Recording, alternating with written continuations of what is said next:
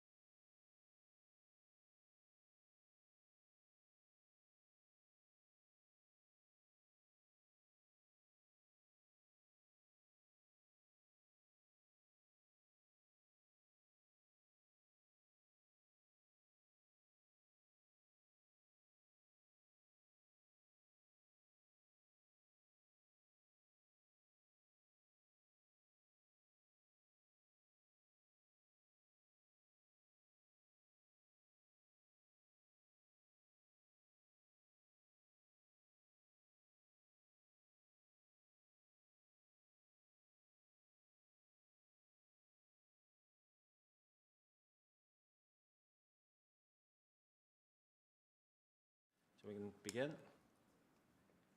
Thank you. Okay, agenda item 1, apologies. With no apologies, with any apologies from the floor? No.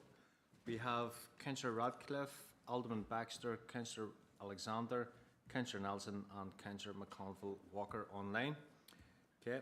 Agenda item 2, declarations of interest. You can take them now or as we come along. Agenda item 3, health and recreation report. 2 items of information, 3.1 and 3.2. 3.1 is ABC Sports Forum, sports equipment, and I'm going to open the floor for any questions. If anybody has any questions at all. Nope. Okay, any questions for 3.2 indoor leisure? Okay, Councillor Alderman Tinsley. Yep. Go ahead. Thank you, Chair, and through you, can I thank Paul for the report? But unfortunately, as always, the top operational issue is still the recruitment of staff and the ongoing issue that they are having in this department. It's no surprise because I've raised this on numerous occasions, so I'm just like a beaten drum, to be honest with you, that our HR process is just far too slow. We'll have a number of issues within the recruitment process, the signing off of the process, and then secondly, the appointment of the successful candidate. I've been informed we have a 16-step signing off process required prior to actually going out for recruiting. And I do appreciate we're a public body and we need to ensure due process. However, when a post is being advertised for several positions, not just one position, but it's an ongoing position, and we're not reaching our quota, I can't understand why we're having to go back to zero and having to re-recruit, and it's not just an ongoing process. There is bound to be a way of speeding that up. And it's not only in recreation, but in our waste management department as well. It's also it's anything to do with a high turnover of positions. As I've said, the process, it's too slow and it's frustrating everyone. And you know, Chair, I would propose that officers review our current HR procedure for the signing off process prior to recruitment, to investigate areas for improvement to speed up the current cumbersome and very slow process. But not only that, I would further request officers review the signing off process for repeat and high turnover. It sounds very long-winded what I'm asking, Chair, but it's actually just asking to review our process for number 1, how we sign off jobs and positions. Number 2, how we then sign off repeat jobs that are constantly being re-advertised. And then also I would ask that we look at our actual appointment process. There is certainly bound to be a way of speeding that up. It's taken up to 3 to 4 months to actually, when we appoint someone, and I have been speaking to departments and actually individuals who have contacted me who have applied for a job in our council, and after 3.5 months they still haven't got the post.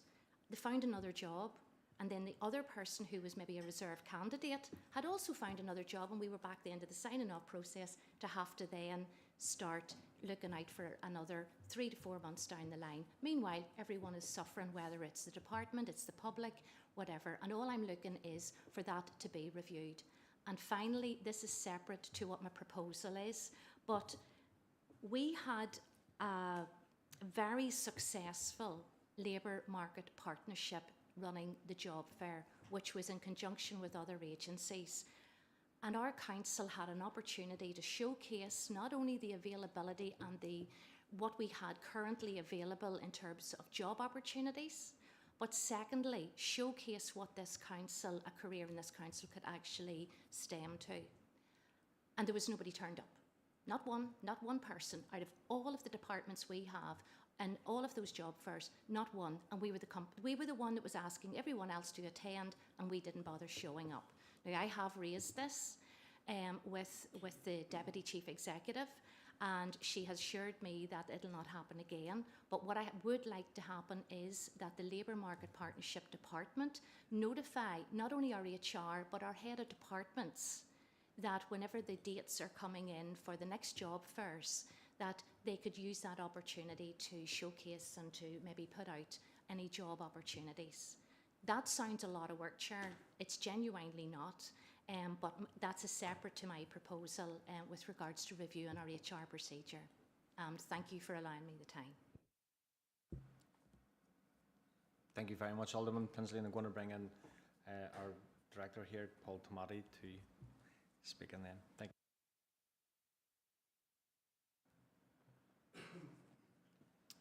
Thank you, Chair, and thank you, Alderman Tinsley.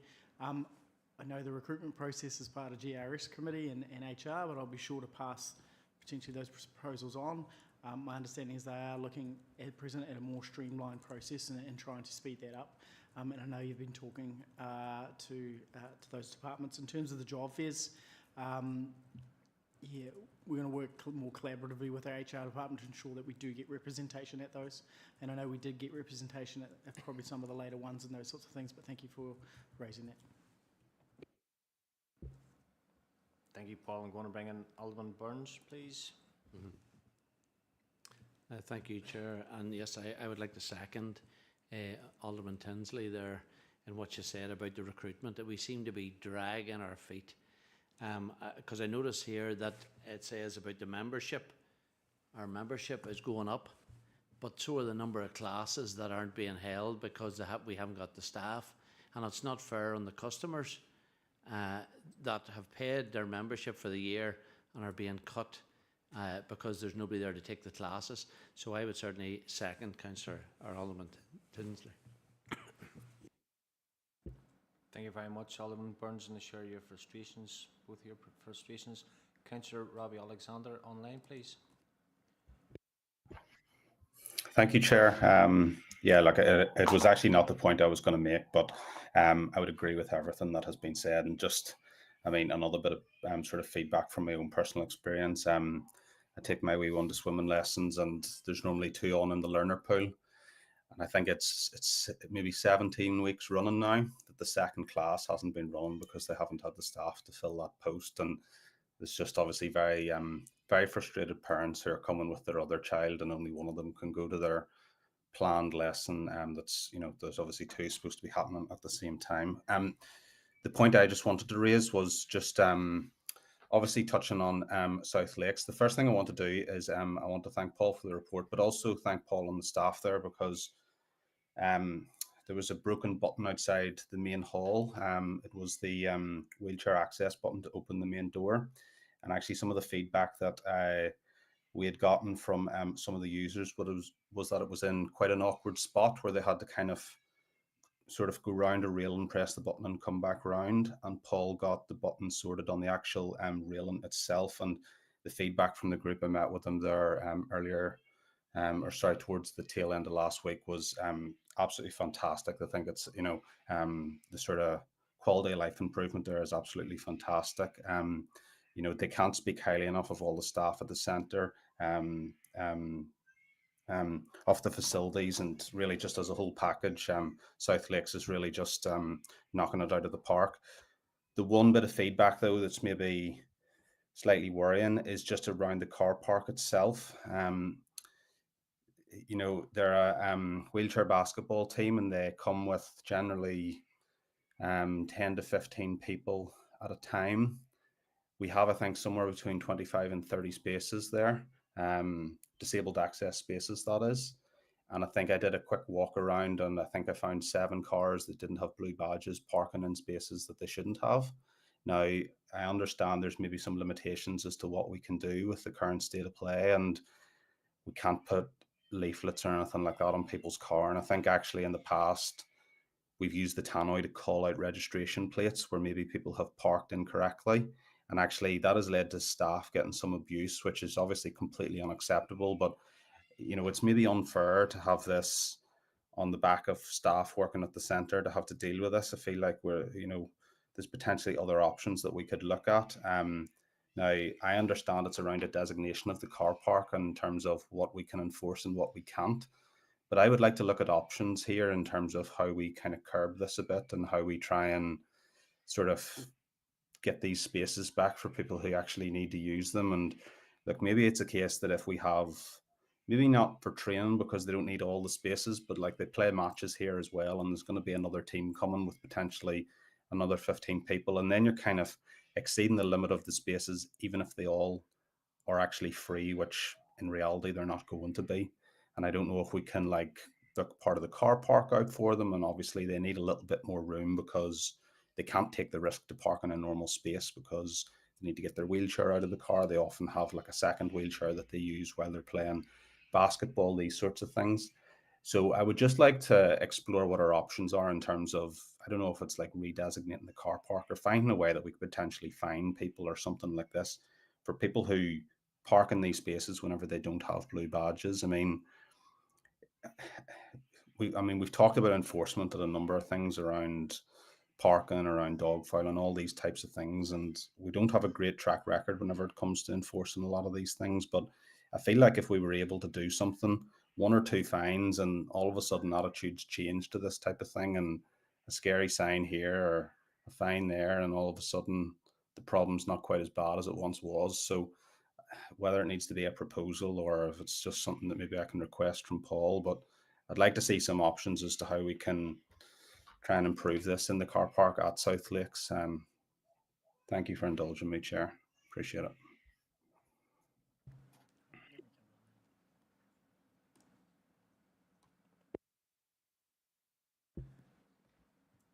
Thank you, Councillor. I'm going to bring in Paul here for a second.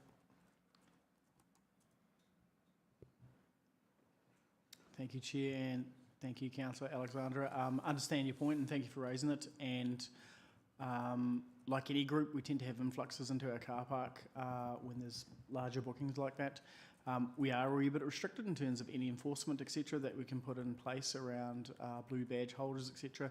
However, there are things like, maybe update notifications on our apps and stuff like that we may look at going forward. But we're happy to take that as an action and bring something back to a future committee. Thank you. Thank you very much, Paul. Robbie, you looking back in? No. Councillor Nelson? Thank you, Chair. So just a couple of things. Can I just thank South Lake Leisure Centre staff for the festive cheer that they have been spreading over there. South Lake Leisure Centre is definitely more than just a leisure centre to many people. It's their way to connect. It's their way to tackle loneliness and isolation. And I was over last week, and there's been a huge effort made, and a particular shout out to Roisin over there as well.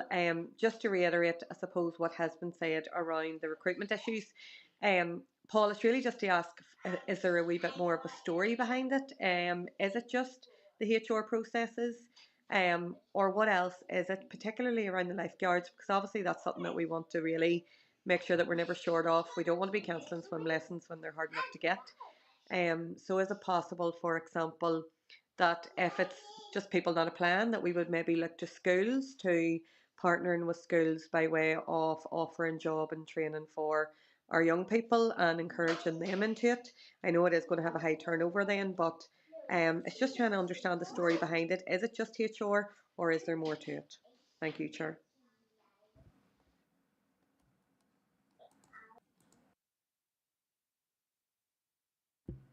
Thank you very much, Councillor. I'm going to bring in Paul again.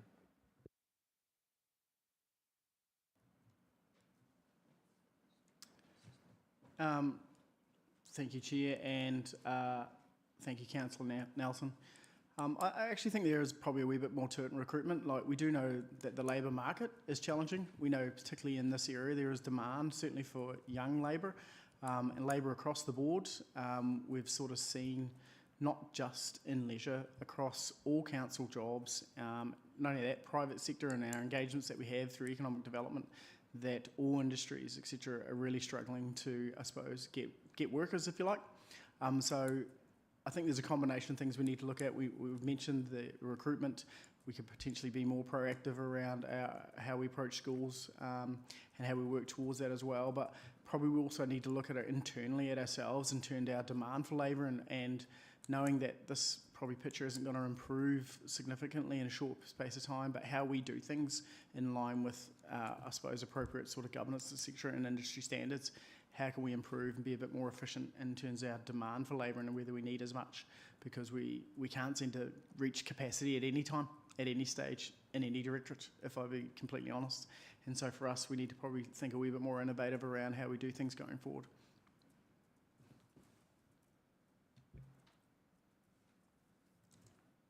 Thank you very much. Thank you very much, Paul. So we have a proposal by Alderman Tinsley and which is second by Alderman Burns regarding HR and recruitment. So that goes to the relevant committee. Are we all agreed? Agreed. Thank you very much, members. Councillor Nelson, you looking back in? Just briefly, Chair. Just given what Paul has said around recruitment issues and the labour market, I suppose it is to ask if he would be willing to explore looking at a programme that we could offer to school leavers, and if something could be brought back, maybe, if that is an idea that we could pursue. Yeah. Thank you, Councillor, and yeah, Paul's beside me here. He's happy to action that there. Alderman Tinsley. Yeah, thank you, Chair. And that's something, Chair, I raised a couple of years ago, and we actually introduced a trainee management, like a trainee scheme where we brought young people in and trained, and that actually was very successful. I don't know for what reason why that no longer continued, but it's maybe something that officers can go and look at again, but it's certainly something we discussed previously. Thanks. Thank you for that, Alderman, and I'm going to bring in Paul Coleman, please. Good evening, members, and thank you for all the comments and some of the nice stuff in relation to South Lake. Do appreciate it. In relation to some of the recruitment, so we have made a bit of progress in the last couple of weeks. We have been speaking with HR, so we are planning on going out for a lot of jobs in January, which is going to be an NPLQ qualified for lifeguards. So we'll do the training up internally. So we are hoping to attract a number of school leavers and young people, or just generally unskilled lifeguards who we can train up internally, and hopefully we can give them job opportunities. So that's already been discussed. We're hoping that those jobs will go live early January, and we're actively working towards those dates to hopefully have them in post as soon as possible. Thank you. Thank you very much for that update. Yeah, members, with no more questions, move on to agenda item 4, Community Development Report. Item Information 4.1, Community Development Neighbourhood Renewals Programme. Do we have any questions on that? It's item for information only. Happy? Okay. All good. Move on to agenda item 5, Correspondence. We have nil. Okay, can I seek a proposer and seconder to go into committee for consideration of the confidential items of business? Proposed by Councillor Hare and seconded by Alderman Burns. Members and online viewers, in accordance with Schedule 6 of the Local Government Act, we will now be moving into confidential session of the Council. This means that we'll be turning off the public feed of the meeting. This will be returned when the meeting is restarted. Can I ask ICT officers to please turn off the feed and confirm when the confidential section of this meeting can proceed?